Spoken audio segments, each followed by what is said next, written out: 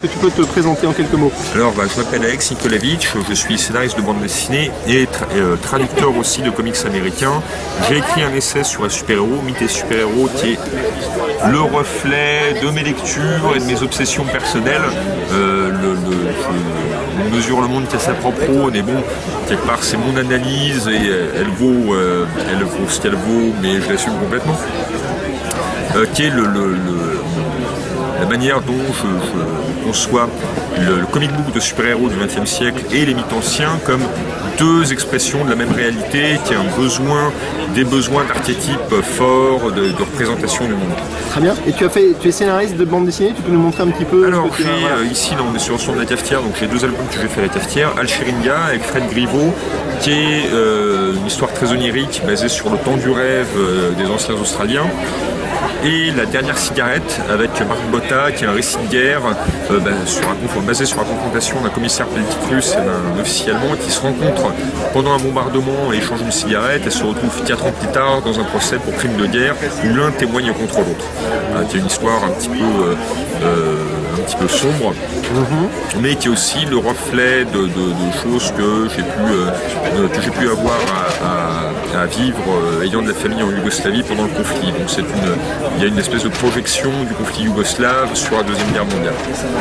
Et pendant Angoulême, là, tu fais plusieurs conférences alors sur le comics, j'ai fait un débat avec Jean-Marc Lenné sur les super-héros sont-ils mortels, posant la question dont la conclusion était oui, les super-héros peuvent mourir, la vraie question étant pendant combien de temps reste-t-il mort. Se concentrer sur l'ouvrage sur le mythe et super-héros alors qu'il commence par une espèce d'explosion, qu'est-ce que c'est ça? Ça c'est un extrait d'une saga dans Thor par Jack Kirby, les vieux épisodes des années 60 où Thor se retrouve dans une espèce de mission spatiale, il part dans l'espace et avec des colonisateurs rigéliens, donc des extraterrestres à l'ancienne, à grosse tête des années 50, où il y a une confrontation de cet imaginaire du mythe nordique avec les obsessions extraterrestres de Kirby.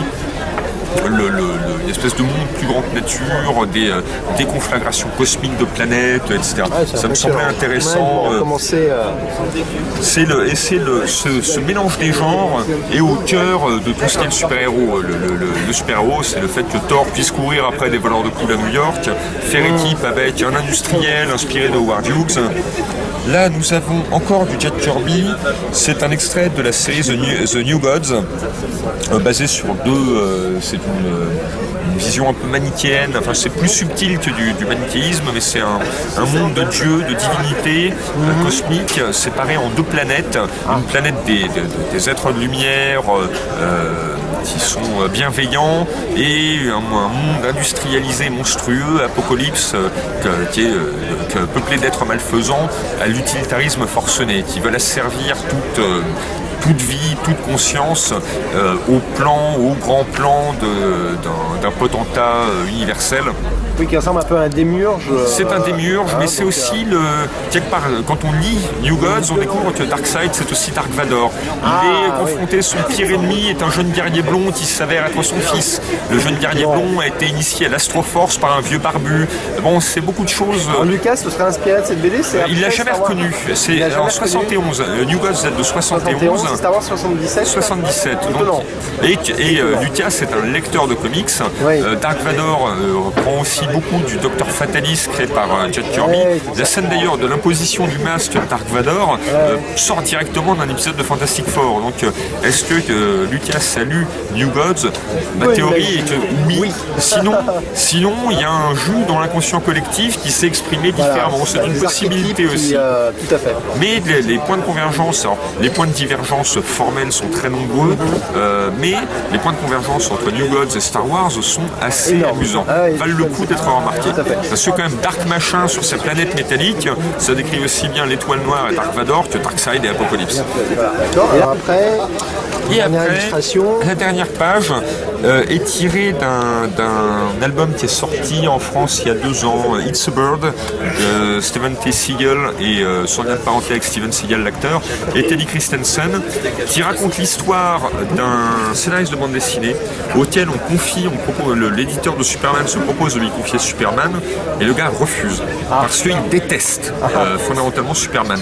Et il est à un moment de sa vie où il a des problèmes personnels liés à la maladie, des problèmes de couple, couple. Et ce refus de Superman, alors que l'éditeur insiste en disant mais si, t'es un auteur intéressant, justement c'est parce que tu n'aimes pas Superman que tu vas être amené à sortir des choses intéressantes dessus. Et cet auteur va se retrouver, va devenir un prisme qui va déformer sa vie, il va être obligé d'analyser le mythe Superman en miroir de sa propre vie et de sa propre confrontation à sa propre mortalité, à la maladie, au fait de sa propre paternité aussi.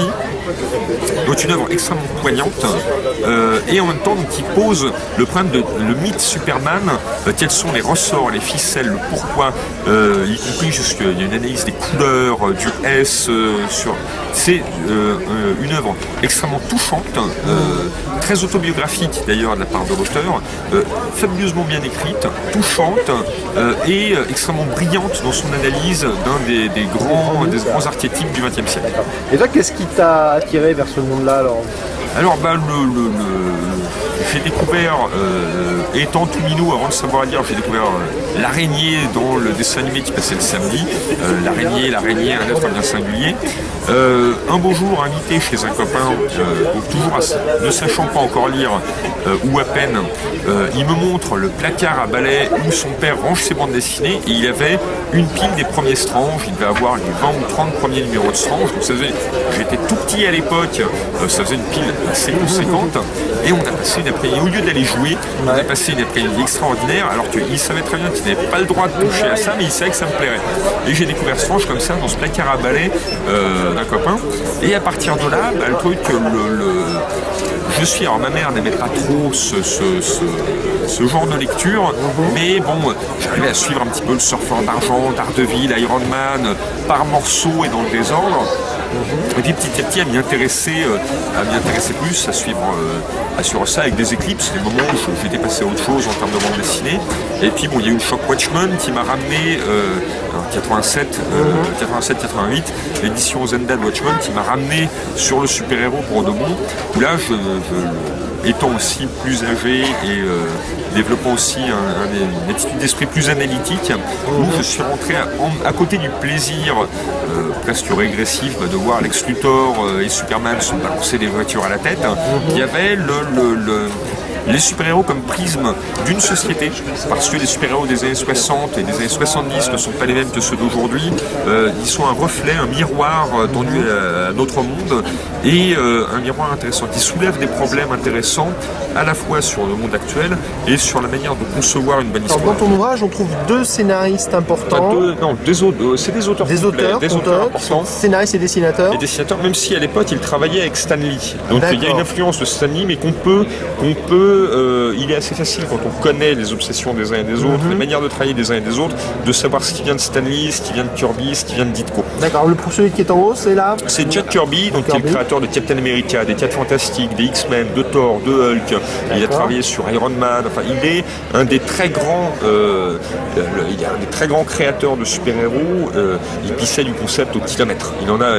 Il pouvait en sortir de son chapeau quasiment à volonté. Il a créé énormément de choses. C'est l'inventeur de la poule aux œufs d'or, comme disait un ami dessinateur. Une machine à produire des idées. Et lui, alors donc, comment tu peux le définir en termes de créativité? Alors, Kirby, c'est un petit gars de Brooklyn. C'est un type qui est né quasiment dans le caniveau, fils d'immigrés d'Europe centrale, qui est parti de rien, qui a commencé dans le studio de Will Eisner, une célèbre histoire où il fut dehors. C'était un petit gars Rabelais, il a foutu dehors des encaisseurs de la mafia quand même. L'anecdote est restée célèbre. Manu Militari qui ne sont jamais revenus. Il est à l'image d'un paquet de ses personnages, Nick Fury, Dick Turpin, La Chose, des mâchonneurs de cigares bourrus, mais extrêmement joviaux en même temps, tout le temps en train de râler, mais en même temps des personnages un peu falstaffiens. Kirby était un petit peu comme ça, quelqu'un de très proche des gens, de très accessible. De très jovial, et ça se ressent dans son travail. Même ses divinités sont charnelles, sont incarnées, sont matérialisées vraiment. Ce sont des dieux certes, mais ce sont en fait des dieux tels que les concevaient les Grecs ou les Nordiques, des dieux de chair et de sang, avec une puissance supérieure, mais c'est pas forcément une puissance abstraite. C'est quelque chose d'extrêmement concret, d'extrêmement proche de nous. C'est assez nietzschéen d'ailleurs, curieusement. Et là, tu l'opposes alors à un autre qui s'appelle, c'est Ditko là, Steve qui est en bas. Ditko, Ouais. qui est connu surtout pour c'est le créateur de l'homme araignée, de Spider-Man, de Doctor Strange.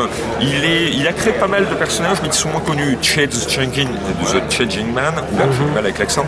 Le Faucon et la Colombe, The Question, que ceux qui ont vu ou lu Watchmen connaissent, puisque The Question est le modèle de Rorschach. Ah oui. Un personnage extrêmement radical, sans visage, et The Question était l'expression des idées politiques de Ditko. Et plutôt à droite alors alors, à droite, tels que les schémas, nos schémas de pensée politique s'appliquent difficilement au paysage politique américain. Ditko est un objectiviste, c'est-à-dire c'est la philosophie de Ayn Rand, qui est c'est une forme d'ultralibéralisme, mais qui doit être compensée par une sorte de rigueur morale, que l'ultralibéralisme n'a pas forcément. C'est une philosophie extrêmement radicale, c'est presque de l'anarcho-libéralisme ou c'est une sorte d'anarchiste de droite. D'accord. Autant Kirby est quelqu'un de très présent, de très charnel, Ditko est quelqu'un d'extrêmement effacé, qui n'a quasiment jamais donné d'interview. Jonathan Ross, le présentateur anglais, a fait un documentaire à la recherche de Steve Ditko, qui s'arrête quasiment sur le perron. Il a réussi à trouver le perron, la porte de Ditko, mais Ditko reste secret, n'est pas quelqu'un qui aime s'exprimer sur son travail. La philosophie de Ditko, c'est mon travail parle de lui-même. C'est ce qui est là, c'est mon travail, j'assume ça. Je n'ai pas à me mettre en avant sur... et ça rentre dans un système de pensée extrêmement cohérent. Qui est d'une certaine façon suite Frank Miller. Frank Miller est très influencé par Ditko et Frank Miller est marqué à droite, mais Ditko est beaucoup plus radical quelque part, beaucoup plus intellectualisé que Frank Miller, qui a un côté plus tripier. D'accord. Alors qu'est-ce qui les oppose donc en termes de héros? Alors les héros. Alors quelque part le personnage emblématique de Kirby, ça va être la chose, ça va être Turpin le Terrible, Nick Fury. Je parlais des gros mâchonneurs de cigares bourrus. C'est des personnages vraiment impliqués dans le monde réel. Des gens qui sortent du caniveau très souvent, des petits gars de Brooklyn ou autres. C'est aussi la Newsboy Legion, qui était un groupe de gamins, de vendeurs de journaux de Brooklyn, des gens très proches de la réalité concrète. Même s'ils partent dans des aventures cosmiques, ça reste des gens, le fonctionnement des histoires de Kirby sont souvent, soit il y a des dieux qui se confrontent au monde des hommes, ou des anges déchus se confrontent au monde des hommes, le surfeur d'argent, Adam Warlock, mais aussi Orion, le guerrier des New Gods, soit des types partis vraiment de leur coin de rue, de Yancey Street pour la chose, et qui après se retrouvent à voyager dans les étoiles, à rencontrer des trucs incroyables, en gardant leur bon sens terre à terre. Des phrases clés de Ben Grimm, c'est « What a revolting development ». Ce côté très posé et incrédule du type qui n'y croit pas, qui y croit à peine, qui est bien obligé d'y croire, mais quand même trouve que c'est quand même un peu fort de café.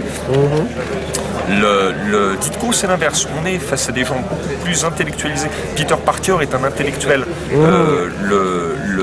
un intellectuel effacé, comme Ditko lui-même.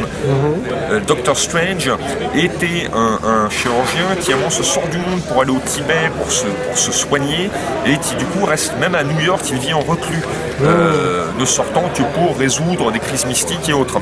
C'est pas du tout la même approche. Les personnages de Ditko sont beaucoup plus cénobites, d'une certaine façon, sont beaucoup plus méfiants vis-à-vis du monde. Ceux qui s'impliquent beaucoup, The Question, se posent en autorité morale. Il n'y a pas d'autorité morale chez Kirby. Chez Kirby, la vitalité se suffit elle-même. Quelqu'un qui est vivant, qui apprécie la vie, qui la prend à bras-le-corps, sans mégalomanie, sans y poser des schémas, est quelqu'un de sain, de bien dans sa tête, de bien dans sa peau, même s'il est mal dans sa peau, comme peut l'être Ben Grimm. C'est quelqu'un qui est quand même qui a les pieds sur terre. Chez Ditko, avoir les pieds sur terre, c'est déjà avoir une force morale. C'est complètement opposé. Et ces et même si ces deux hommes-là ont créé Marvel Comics quasiment de toutes pièces, et on les met sur le même rang, et sur le plan de l'importance créative, etc., c'est tout à fait normal, mais ils sont en opposition sur énormément de choses. Les oppositions sont plus importantes que ce qui les rapproche, je pense. Sans que c'était des gens qui s'appréciaient professionnellement, et je crois, sans trop m'avancer à titre personnel, mais qui tout opposaient sur la vision du monde. Et cette vision du monde transpire énormément dans leur production. Oui, donc un qui est plutôt plutôt, on va dire, positive, qui croit que le paradis est possible sur Terre, et l'autre pas trop. Voilà, en fait, mais que le paradis, on le construit, on construit, trouve. voilà. Et l'autre qui dit, bon, le paradis, il faut se battre pour. Enfin, le paradis, c'est éradiquer le mal. C'est le truc. Alors que la réalisation en Kirby peut être juste dans la confrontation. Le dépassement des limites chez Kirby est quelque chose de classique. C'est le truc, je vais jusqu'au bout, ça passe ou ça casse, mais bon, si on y va avec de bonnes intentions et tout ça, c'est bien. Même l'échec, on a appris quelque chose. Chez Ditko, c'est beaucoup plus noir comme approche. C'est une phase nocturne, vraiment. Est-ce que le Ditko est plus manichéen alors que l'autre Oui, plus manichéen au sens moral. Il y a le manichéisme. Pourtant, Kirby crée dans New Gods, on a une planète des bons, une planète des méchants. Et c'est pas du manichéisme parce qu'il y a des personnages. Les personnages clés du cycle sont entre les deux. C'est Metron, le scientifique, qui vient du monde des bons, mais qui fournit des technologies à méchants pour trouver de la connaissance et qui devient totalement amoral. C'est le vrai sens du manichéisme à l'origine. Hein. C'était pas la séparation entre le blanc et le noir. Mais le problème, c'est le manichéisme. Maintenant, quand on l'applique à des créations, c'est du noir. Voilà, mais le terme à l'origine qui était lié à une religion. C'est une gnose du zoroastrisme. Voilà. En tout cas, on peut l'expliquer comme une gnose du zoroastrisme. Où là, le truc, le bien et le mal, c'est le principe du yin-yang. Le bien et le mal sont les constituants du monde. Et Kirby peut être manichéen au sens ancien, enfin au sens propre du terme, mais c'est même pas la clé de lecture la plus importante de son œuvre. La vitalité, le bien chez lui, c'est la vitalité, c'est pas un problème de morale. Le grand défenseur du bien dans New Gods, c'est Orion, qui est un ressortissant de la planète des mauvais, qui est un guerrier, qui se retrouve à défendre un mode de vie qui ne comprend pas tout à fait, auquel il n'accédera jamais, mais qui pour lui représente un idéal. C'est Moïse qui sait qu'il ne verra jamais la terre promise, mais qui va se battre quand même pour ça. Pour que les autres, il défend ce monde-là, alors qu'il est défiguré, donc il est obligé de maquiller son visage pour avoir l'air d'un dieu beau, blond, etc. Alors qu'en fait, c'est un monstre. Mais c'est un monstre au service d'une idée du bien, mais qui est une idée de la vitalité. Tu peux nous faire voir un petit peu quelques créations, donc là, par exemple, on a le dieu Odin dans Thor, qui est effectivement un dieu suprême. Là, il est présenté d'ailleurs comme une omnipotence vivante. C'est quand même un personnage charnel qui dort, qui mange, qui fait la fête avec ses vikings, qui pique des colères, qui va taper du poing sur la table. C'est un personnage kirbien, même s'il est assez conforme à l'image qu'on donne les sagas nordiques. Mais il est incarné. Chez Ditko, il est là en petit. On a Eternity, qui est une représentation de l'univers. Le sage qui arrive à contempler Eternity arrive à embrasser l'univers d'un seul regard. Donc du coup, Eternity a à peine de visage, n'a pas de personnalité, c'est un objectif, mais il est complètement désincarné. C'est quand il intervient dans une histoire chez Ditko, c'est uniquement comme prise de conscience. Et alors Ditko détestait qu'on qualifie quand les hippies des années 60 se sont emparés de Doctor Strange en le voyant comme un trip psychédélique, c'est quelque chose qui était totalement à l'opposé de la vision qu'en avait Ditko. Ça l'horrifiait qu'on puisse voir dans son œuvre une apologie de la drogue, alors que dans son esprit à lui, ce n'est pas ça du tout. Malgré le fait que quand Doctor Strange fait du voyage astral, il est dans les trucs de toutes les couleurs, voyant des lumières, des formes, etc. Et c'est un côté trip, mais c'est pas comme ça que Ditko le voit. C'est un trip, mais intérieur. Mental. C'est la force d'âme du personnage qui permet de le projeter dans les sphères supérieures, et pas du tout quelque chose d'assisté par Champignon ou Mescaline. Même si, effectivement, les gens de la génération de Timothy Leary ont adoré Doctor Strange. Et oui, est-ce que tu penses qu'il y a une influence de la pensée New Age sur le monde des comics? Oui, alors la pensée New Age, c'est un syncrétisme de plein de trucs. L'influence, elle est croisée, elle marche dans les deux sens. C'est-à-dire qu'effectivement, les gens du New Age vont s'emparer de Doctor Strange, mais la pensée derrière Doctor Strange est absolument pas New Age, ou en tout cas pas New Age telle qu'on la conçoit actuellement. C'est des symboles, c'est des choses intuitives, mais je ne pense pas que Ditko aurait pu se reconnaître dans le New Age. D'accord. Donc le New Age va se nourrir de ça, mais maintenant un auteur actuel comme Grant Morrison va faire un syncrétisme de magie du chaos, ce qu'il appelle les sigils, qui sont des sortes pas de pentagrammes, mais de représentations graphiques dans lesquelles de mandalas dans lesquels on projette son esprit pour invoquer des puissances intérieures. Bon, et dans une pensée qui est assez New Age. Alan Moore, à sa manière, mais qui est beaucoup plus intellectualisé dans sa pratique de la magie, pourrait se rapprocher de ce genre de choses-là, mais quoi que ce soit plus complexe aussi chez Alan Moore. Il y a un second degré là-dedans chez Alan Moore qui est particulier. Et ce second degré-là est étranger à la pensée New Age, je pense, qui au contraire est très premier degré. Chez Morrison, on se rapproche plus, mais là on est dans des influences croisées. D'accord. C'est on a parlé hors caméra du Matin des magiciens de Jacques Bergier, qui est une bible New Age d'une certaine façon, qui a inspiré des tas d'auteurs de bande dessinée, de comics, etc. C'est une mine pour un scénariste d'idées. On peut retrouver tout Hellboy dans le Matin des magiciens et dans d'autres ouvrages du genre.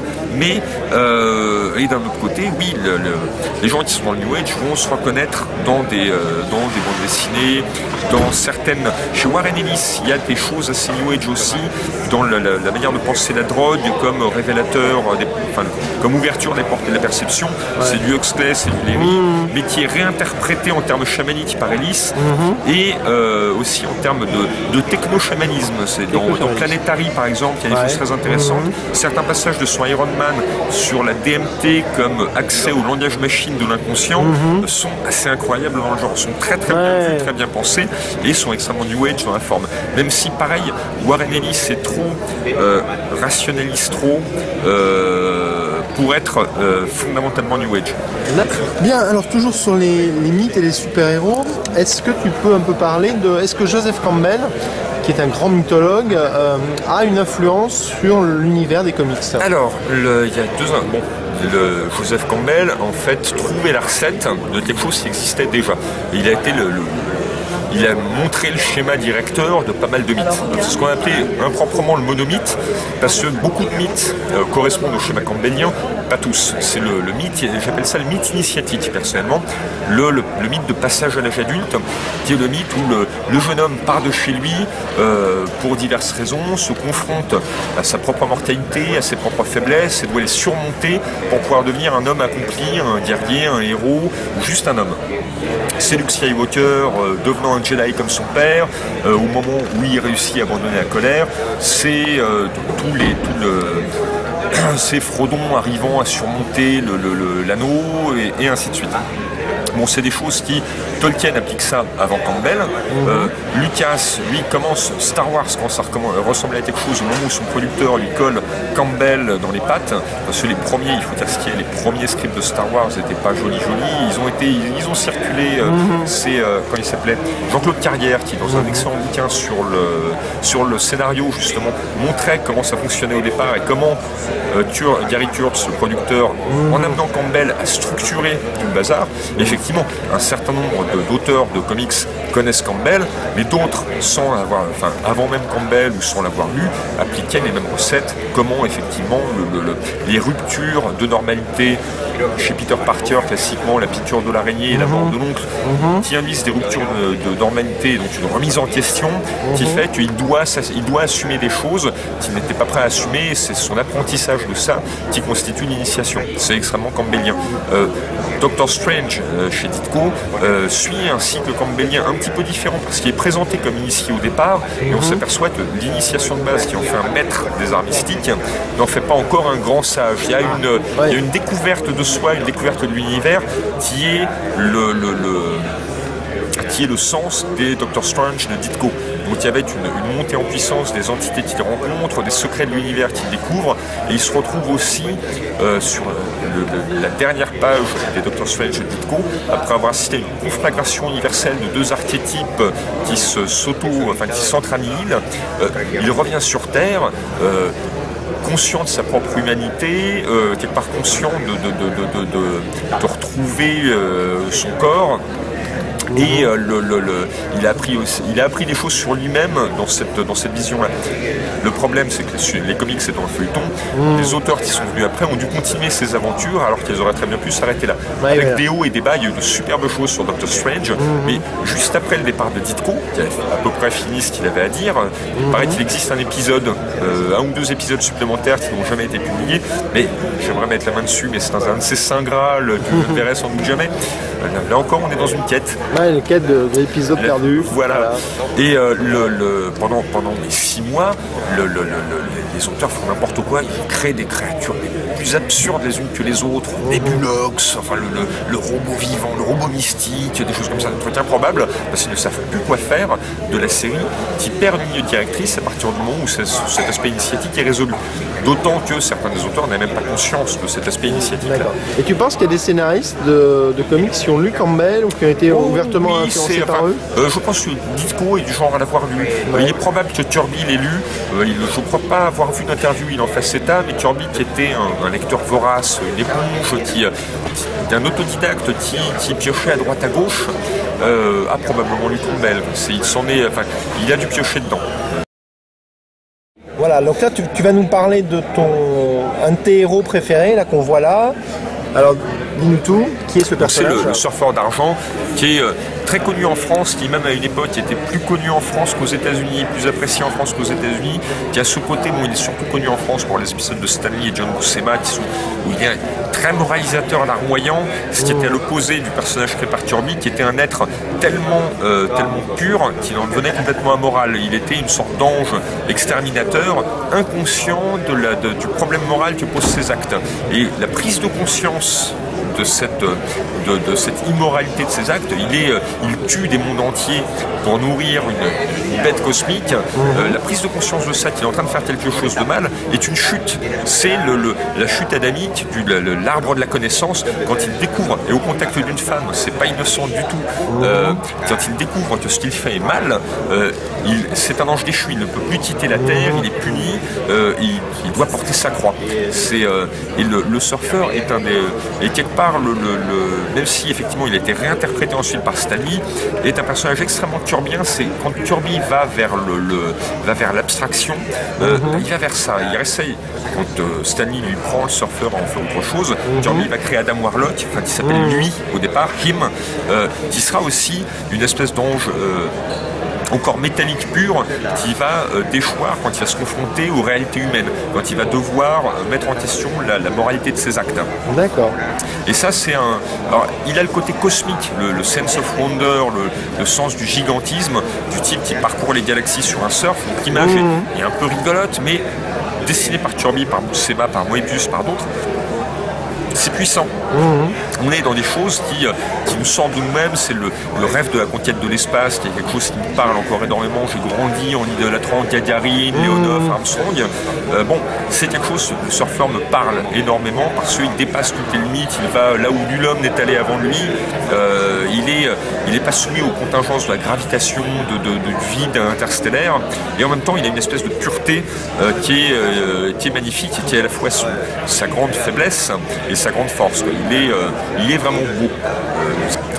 Donc dernière question, d'après toi, le héros du futur, alors ça sera qui, ça sera quoi Alors, j'en sais rien, mais on peut, en se tournant vers le passé, le super-héros, c'est le dernier avatar d'une longue lignée qui commence avec Gilgamesh, avec Hercule, avec Thor, puis qui se poursuit avec Lancelot, Arthur, Guenièvre, puis avec Rocambole. Il y avait eu ce très beau bouquin de Umberto Eco de Superman sur Homme sur les héros populaires du 19e, D'Artagnan, Monte Cristo, puis des héros de Pulps, Shadow, Doc Savage, Tarzan, John Carter. Donc maintenant, ce jus-là, c'est devenu le super-héros. Dans 50 ans, ce sera autre chose. Je ne sais pas quoi, ce sera adapté aux médias de maintenant, mais on aura toujours des figures mythiques plus grandes que nature, plus grandes que la vie, dans lesquelles on pourra se projeter, pour projeter le meilleur de nous-mêmes. Très bien. Est-ce que tu as fait un blog où tu écris des choses? Oui, mais c'est souvent mon blog, c'est souvent prétexte à calembour idiot, à parler de mon travail, parfois à analyse.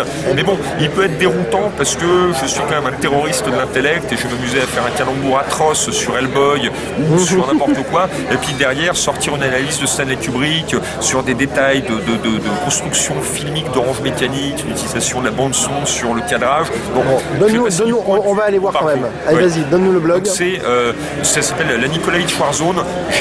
Là, j'ai pas l'adresse exacte en tête, mais en tapant Nikolaevich Warzone, on trouve ce blog qui est absolument atterrant, mais qui pourra vous faire rire.